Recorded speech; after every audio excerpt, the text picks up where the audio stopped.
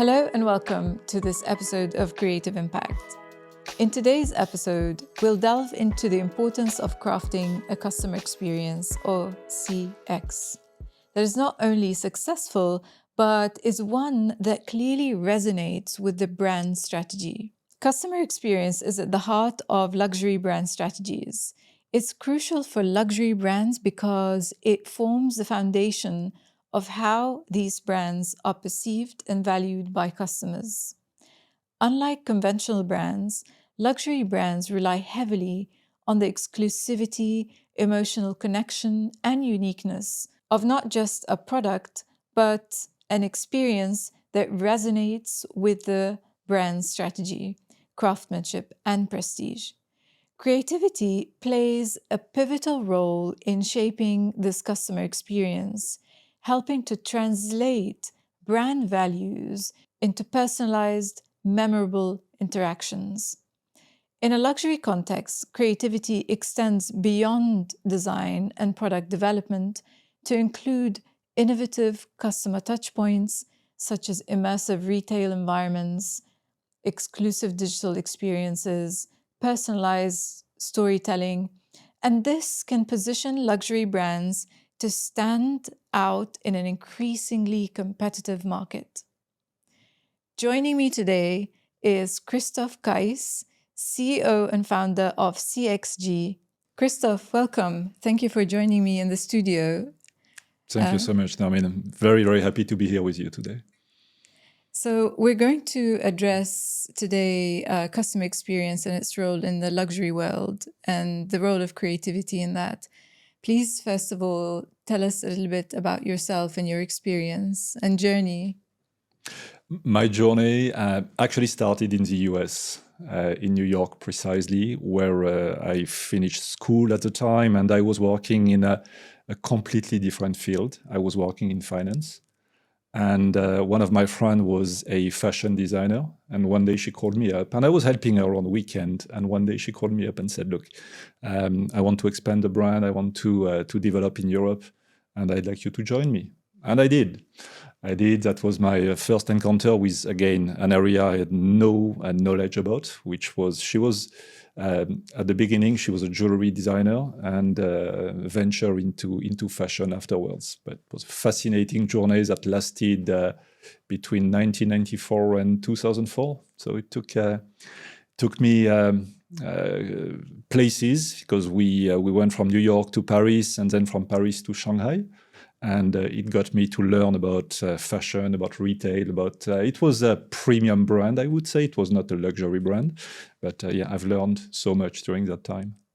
It's very interesting that you say it wasn't a luxury brand, and a lot of people are not able to differentiate between premium, luxury, and say ultra luxury. So, in your own words, how would you define the word luxury? For me, luxury is time. Okay, time to actually make a piece, make a product.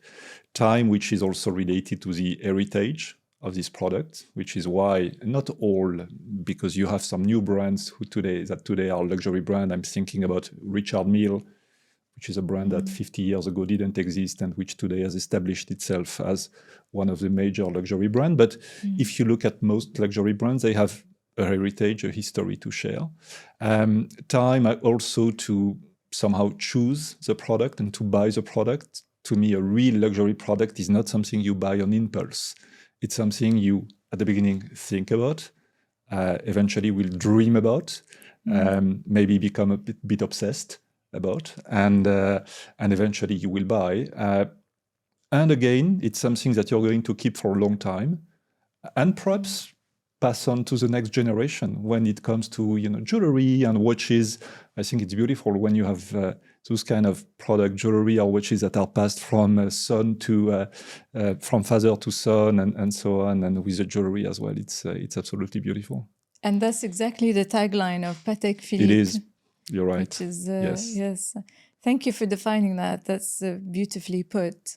So if somebody wants to start a luxury brand, and this is just a question that I thought of while you were speaking now, Because usually, especially in the region, people want a brand name that's very well known, that has heritage, but it's also associated with, say, a region or a specific country that's well known for manufacturing this specific type of product, like Switzerland, for example, for watches.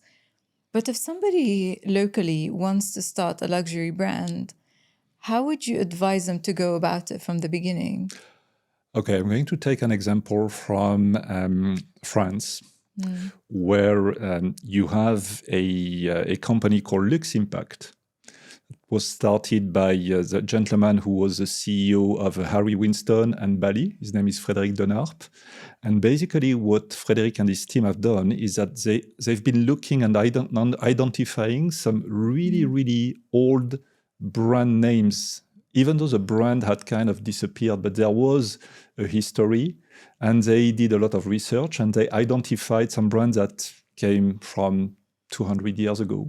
And they decided to bring back this brand to life. And when you do that, you don't start from scratch. You start, first of all, with, as I said before, the heritage. It's here. You have the history. And storytelling in luxury is extremely important. I'm sure we will talk about that later. And while doing that, you are able to bring back a beautiful story to life, but with the contemporary codes. So I'm not familiar, but I'm sure there are probably some heritage brand that might have existed locally that might not exist today, but it existed at some point. So it might be interesting to look and to find one of those and try to bring it to life because it talks to people. You know, so I was reading about France and the government, which is trying to protect the luxury brands in France, and they formed a special chapter for this. And then reading deeper into this, apparently there was about 300 luxury brands in the past, and 200 of them disappeared. So there's so much room for somebody to go and look up one of these brands and try to bring it back into life. So, you know, coming back to your own journey, can we go back all the way to your studies and, you know, your early days? Okay. All right. Yes. I was born in France, in a family where my mother is from north of France, and it's a family of entrepreneurs. So all my uncles, most of them, had their own business.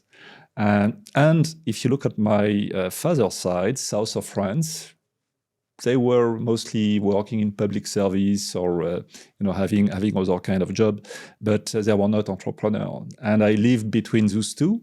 I was always fascinated by the people who actually create their own business, and I always wanted to do that. That's something I had in mind. My mother wanted me to be a journalist because I was very curious, and she kept on telling me you should go to Sciences Po, which is the school where a lot of journalists actually go.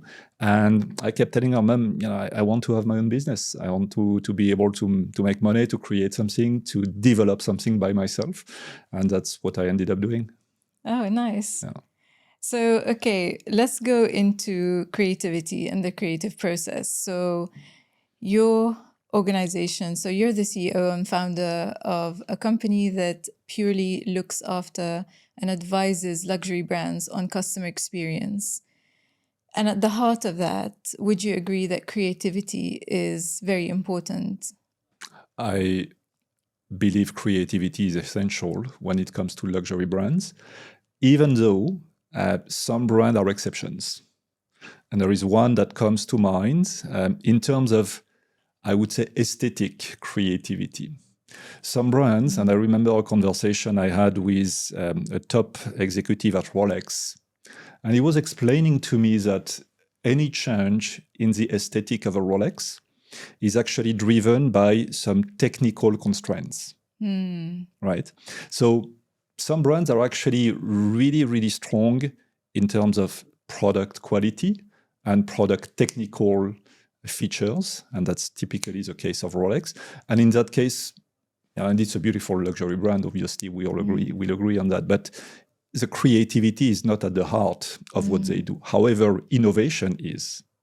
I think there is an interesting line between innovation on one hand and creativity on the other. I think I would tend to associate creativity more to fashion, accessories, when it comes to, and also jewelry, of course, but when it comes to watches, you're going to tend towards innovation, even though you also have some luxury watch brands that are very creative. When you, again, coming back to Richard Milles or Hublot, there's a lot of creativity in the design and in what they do. So difference between innovation and creativity. Okay. So would you say something like video game design is innovation or creativity? I think it's a bit of both in that case. A bit of both. Yes, absolutely. Yeah, it's a very interesting fine line between the two. And would you say that you use more of a lot of innovation too in what you do? We do. But again, in the work we have at CXG, we are really focusing at helping brands deliver a good customer experience. And what does it mean? There is one function which is critical to do that. It's a sales advisor. Today, we all know that most of the customer, before going to a brand or to a store, will spend quite a bit of time online. So there's a big part of the, I would say, brand knowledge or product knowledge that customer acquire online. Eventually, they will go to the store. I would say 10 years ago, everybody talked about the retail apocalypse, right? Yeah. Because people assume that online would completely replace retail, physical retail. Well, retail apocalypse didn't happen. Retail is actually doing very well, even though we have a bit of a slowdown, but there are other reasons behind it. But retail is doing well. Again, in retail, you're going to be meeting a sales advisor. And the role of this sales advisor, among many things, is storytelling. And that's where creativity and customer experience meet each other. Because you could have, as a client, you could be in front of a beautiful piece. But if you don't have somebody to tell you the story of the piece, to explain you the story of the piece, you're going to be missing all this creativity part, right? And you won't understand it. So I think it's that's really where CX, as we call it, customer experience, meets creativity. Yes. So also knowledge. So coming to the staff, you mentioned the employees or the staff who are telling the story. So not only do they have to be knowledgeable and well-trained, I read in your literature and things that you've published online, the importance you place in your organization on employee satisfaction also. Why do you emphasize that? To us, it's absolutely critical because good employee experience drives good customer experience. And it's quite logical. If you have people who are not happy on the job, who are working under difficult conditions, you can't really expect them to deliver a good customer experience. You know, they are going to be probably unhappy, they're not going to be in a good mood, and they're not going to be willing to go the extra mile to actually delight a customer. And good customer experience happens when you have people who surprise and delight you, right? And that cannot happen if with somebody who's unhappy. So the fundamental thing is really for brands to take care of their employees, to take care, especially those frontline people, sales advisor, who are doing a very difficult job. You know, I've been on the shop floor myself. When we opened, in my previous experience, when we opened our store in New York, it was in 2002, so 9 months after the September 11 attacks. Situation in New York was such that we couldn't find enough people to staff the store. And I ended up myself being on the shop floor for a whole week. Oh, wow. It was tough. It was tough. I was not expecting it to be that tough, you know, standing all day long, having very short break for lunch. As a French, I like to take long break for lunch. Yes. and having to work until probably 8, 9 p.m. at night, having to deal with sometimes difficult customers. All that is, you know, taking on you. It's really a tough job. And a lot of brands have acknowledged it. Some didn't, but many are really acknowledging this fact. And they start to understand that, it's important to spend so much marketing dollars, but at the end of the day, who is going to be somehow the make it or break it point? The sales advisor. Yes. Well, I'm so glad to hear this because obviously as an academic, we read about ideally this should be the situation, But when you enter a lot of, and around the world, not limited to one country, you enter a store and there's a huge lack. You can really see how tired and worn out this person is and how unwilling they are to entertain your questions. And, you know, in one of the papers I was reading, this was termed as emotional labor.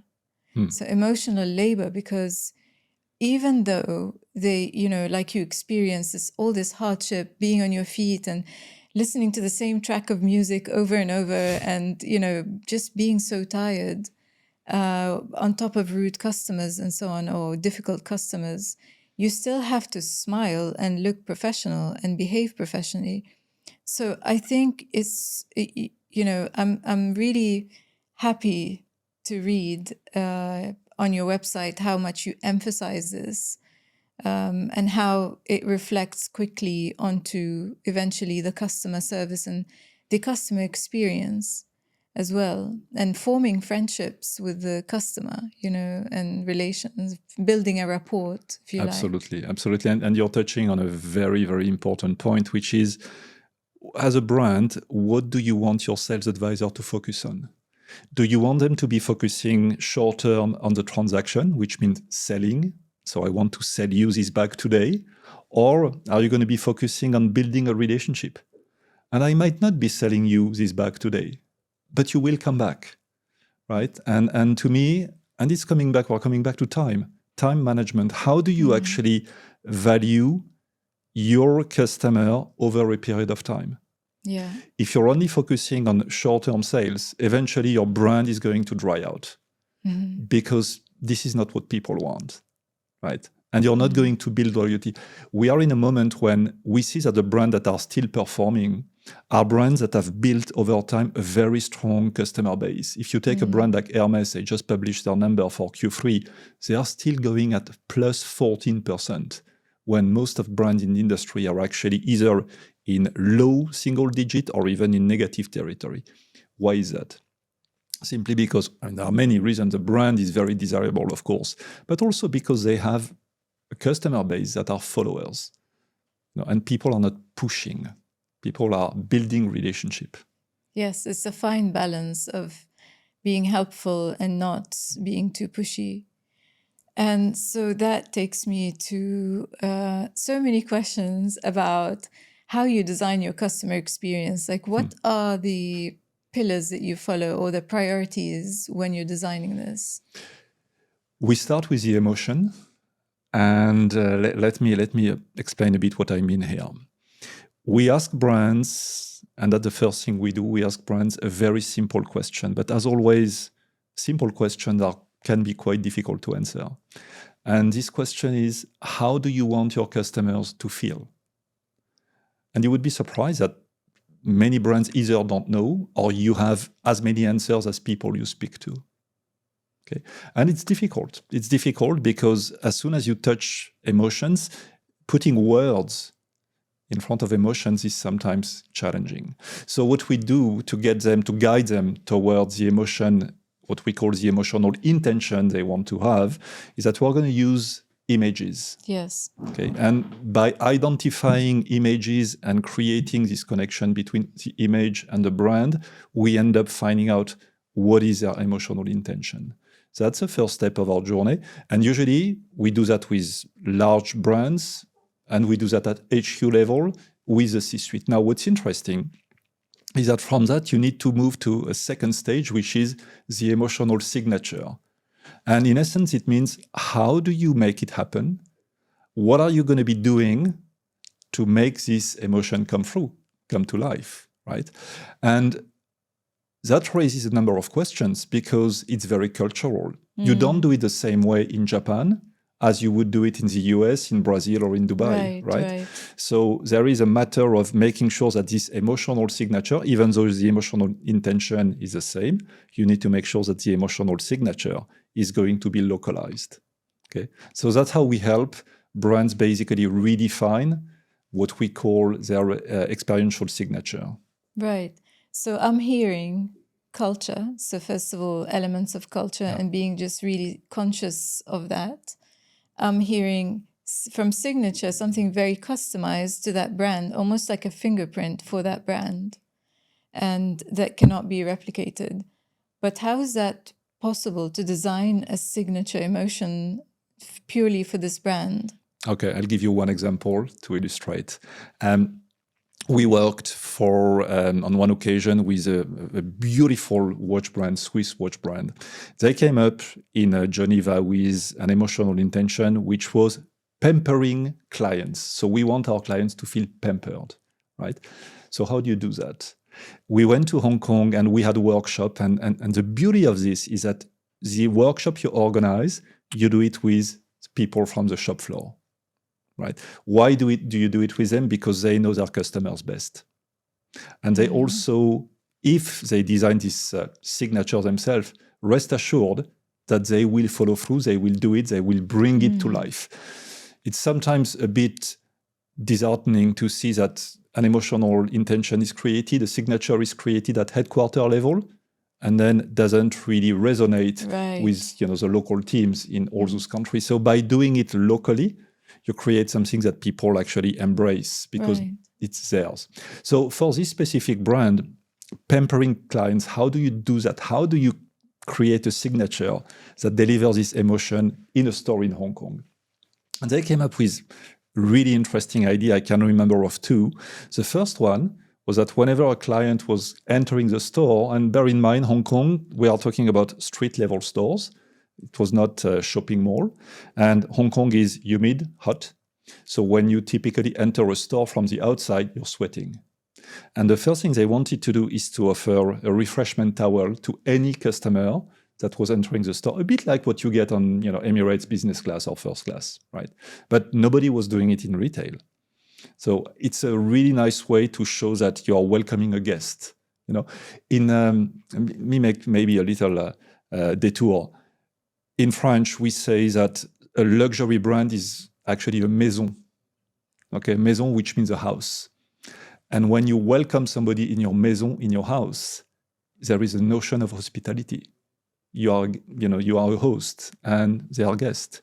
So you need to be hospitable. And I think hospitality in this region is very, very strong. I had the opportunity to experience it over and over, and I'm always amazed by how hospitable and nice people can be here. So they had this first element, which was the refreshment towel. And the second thing, they said, we know that a lot of our clients are coming from mainland China. Typically around 3-4 p.m. in the afternoon, they are becoming a bit anxious because they are running low on battery. They are heavy user of their cell phone. So we want to give them the opportunity, actually, at any moment, any time of the day, when they come in after having refreshed themselves with a refreshment towel, to actually put their phone on charge. Okay, so they design beautiful cases, charger, and it was absolutely incredible because not only do you set up a new relationship with a client, but the client, Chinese client, is very pragmatic. He's doing the math. And he's saying, well, I'm going to stay in this store a bit longer because I'm recharging my phone at the same time, right?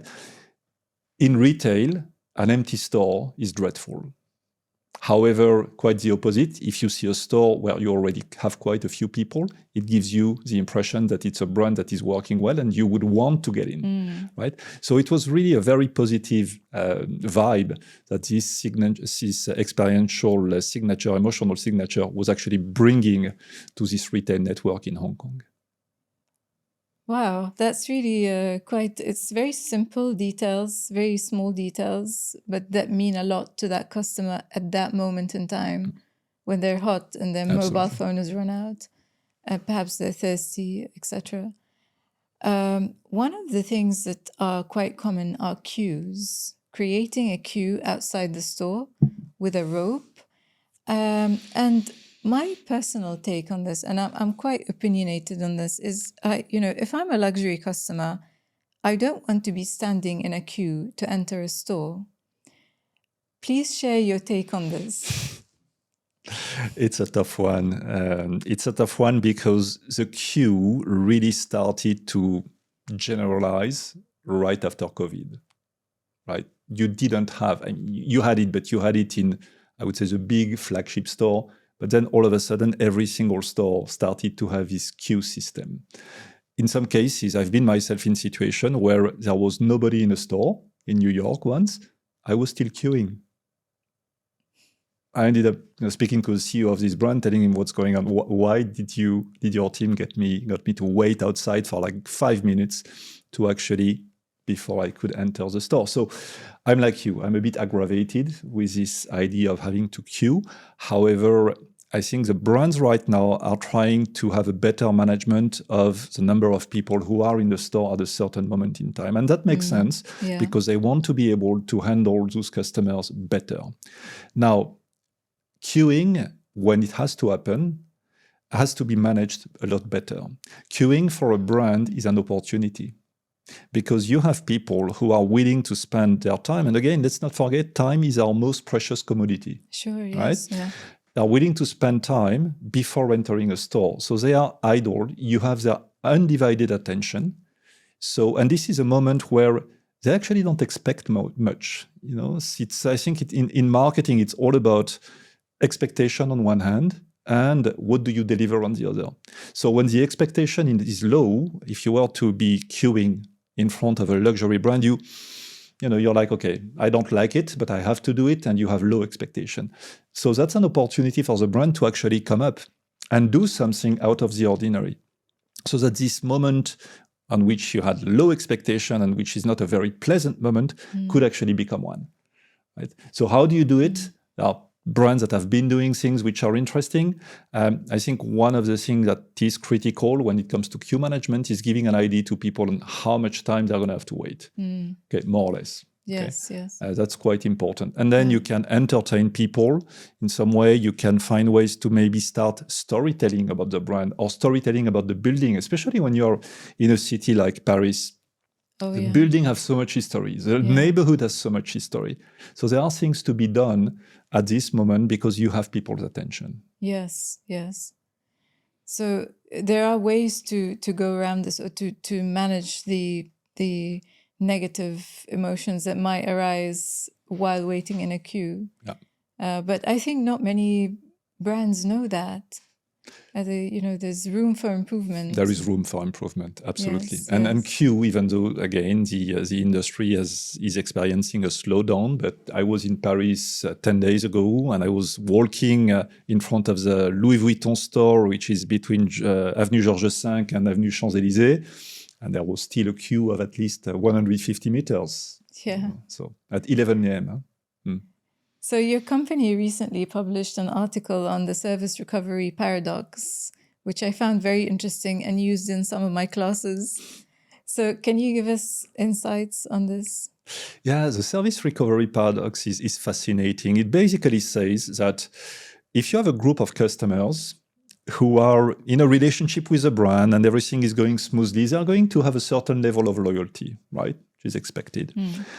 If you were to take another group of customers and they are experiencing a service issue with a brand, you would see that either the brand is not able to actually solve the issue, in which case you might lose the customer. But the paradox is that if the brand is managing to solve the issue in the right way, the loyalty of this customer would actually become higher than the first group. Okay. When a customers realize that the brand is actually going above and beyond to solve the problem, the customer is actually realizing the brand is here, not only in a good moment, which is, when the customer is buying, but the brand is going to stand by you even during difficult times. And this is really what makes a customer realize that, this is a good brand. This is a serious brand. They don't look at me as a problem. They look at me as a real person, and they are here to help me solve this problem. Which is why their loyalty is higher, because they know they went through a difficult situation with this brand and they can count on it. Can you give us examples of particularly creative solutions that you helped your clients come up with? I would say what I was telling you about with the emotional intention, emotional signature is really something that we have developed and which is very strong in our portfolio. Now, we are helping brands a lot on the training side as well. training typically in retail has been done face-to-face. And there's a lot of value to training done face-to-face, either on the shop floor or in classroom training. However, our approach is to say that while valuable, such training are short-lived because people tend to go back to their old habits or they tend to forget. So there is like a bell curve, if you look at what people remember from those kind of training, where you get enthusiasm at first and you get people who are going to somehow adopt the behavior, attitude and behavior you want them to adopt until a certain point. And my challenge has always been to say, well, how do we make sure that those improvements are actually sustained? How do we make sure that we keep the good habit in place? So what we have developed, and I'm very happy about that because we signed an exclusive partnership with a French startup, which is doing digital, it's a digital platform that will actually help us to work like a constant reminder with the team following a classroom training that would have happened, so that it will reinforce and make sure that it solidifies the training that has been delivered. Right. I see what you mean. So I've heard a pattern here where you like to be close to the touch points, the salespeople. Yeah. And then you mentioned something really interesting, culture. You mentioned Hong Kong, Chinese culture. Did you, and I noticed that your organization's all over, various parts of the world. Did you notice any significant cultural differences in the way that those particular consumers want to experience luxury? Absolutely. There are very big differences, obviously. Not only on the way they want to experience luxury, but on the way they report on their experience. So maybe let me start with this last point. We evaluate the experience with various methodology. One of them is the famous Net Promoter Score, NPS. And NPS is, in essence, for people listening to us who don't know about it, it's everybody probably has received an NPS survey, which is asking you, would you recommend this brand to family and friends? And you have to score from 0 to 10, right? I think we've all received this survey. Yeah. In essence, when you score from 0 to 6, you are what is called a detractor, who is somebody who will probably say something negative about the brand. 7, 8, you are neutral, you are a fence-sitter. And 9 and 10, you become an ambassador. And this is really, really the graal. This is what brands want to have.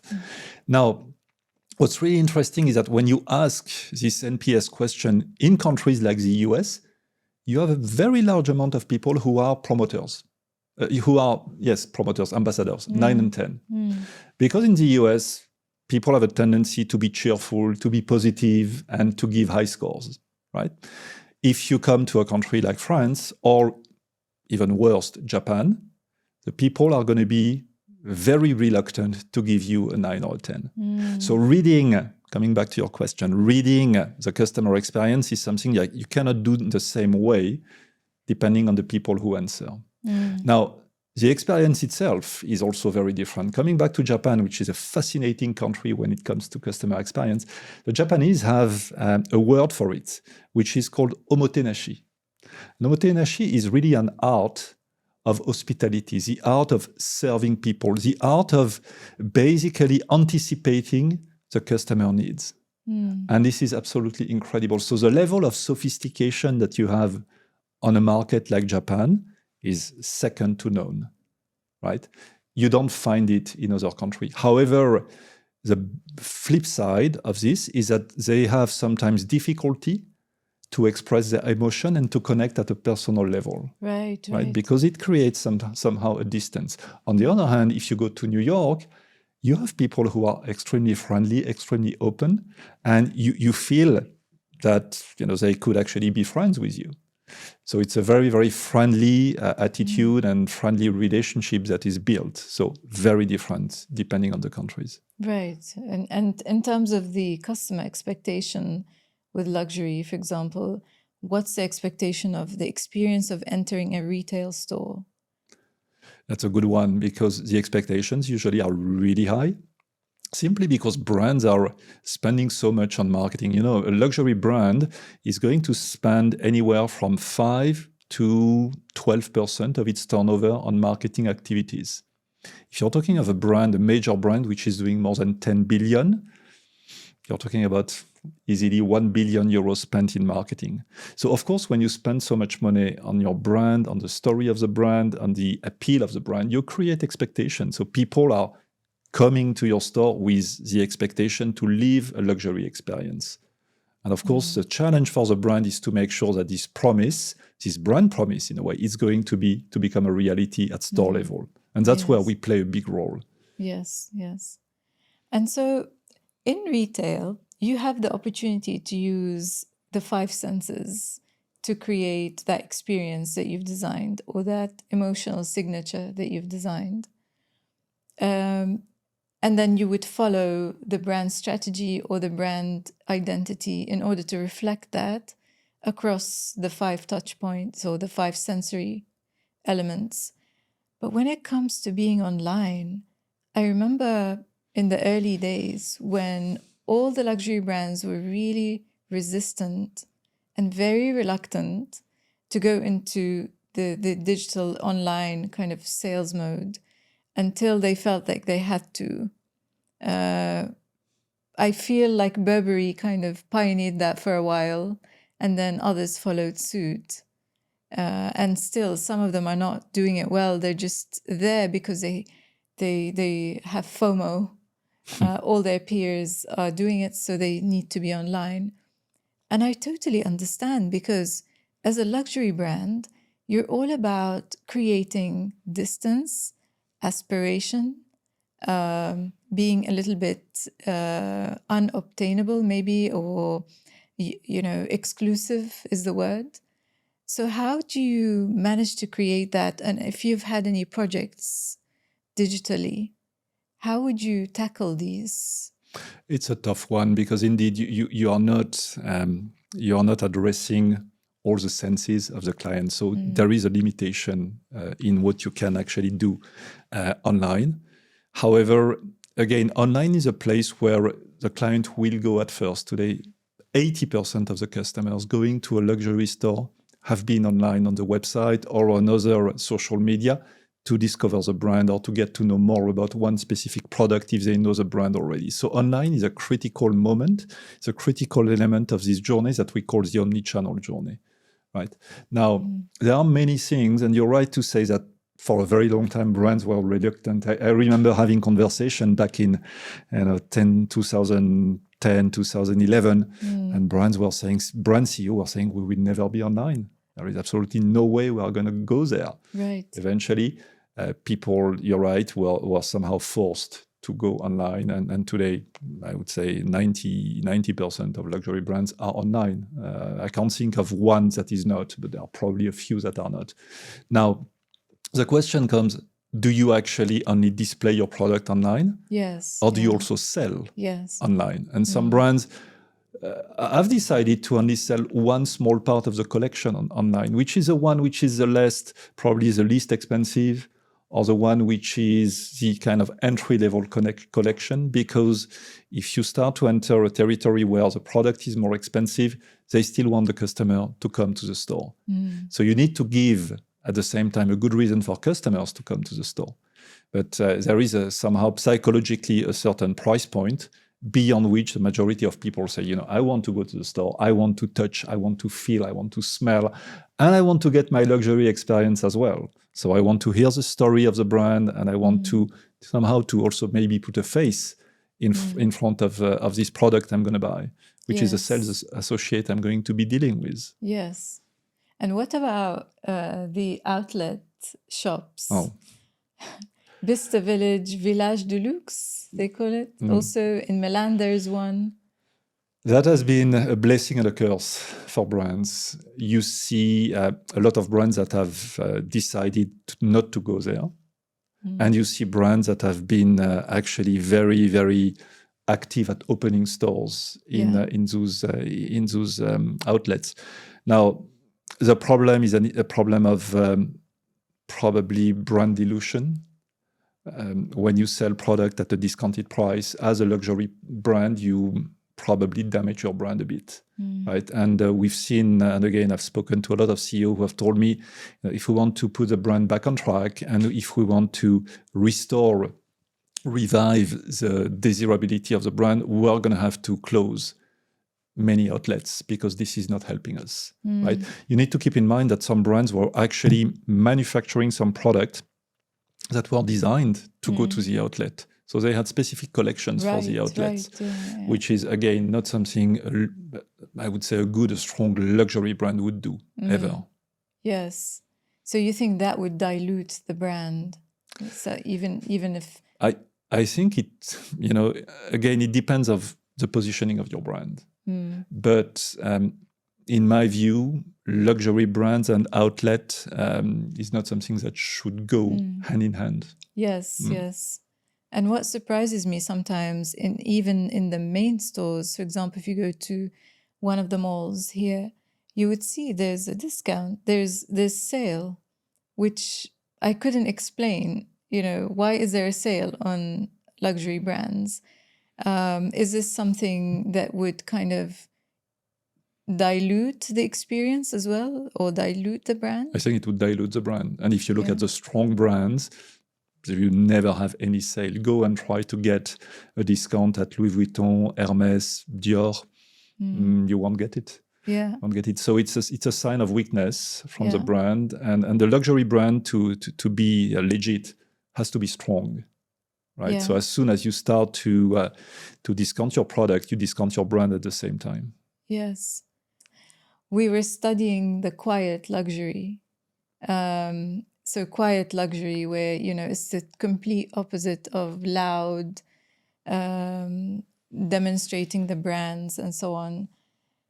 And one of the things that occurred to me, or I was wondering about before our meeting, is then, how does that impact the brand in terms of the consumer experience, if at all? My definition of quiet luxury is a brand and a product that is quite of high quality, elegant, discreet. You don't see the logo. And in essence, most people will not even know it's a luxury brand. But the people of a certain category and who knows the brand will recognize the product. So it's kind of an elite luxury. And brands that are really, really recognized for their quiet luxury are, I would say, Brunello Cucinelli, Loro Piana, Hermès as well. But it's an interesting dynamic because if a quiet luxury brand becomes too successful, then ubiquity happens. And then it starts to become a brand that you start to see more and more. And are you still quiet luxury when you have so many people wearing it? So it's a fine balance between being quiet but not too quiet, or being quiet and being too loud eventually because you become too successful to remain quiet. But I'm a big fan of quiet luxury brands. The one I told you about, I really love. I think about like a brand like Berluti as well.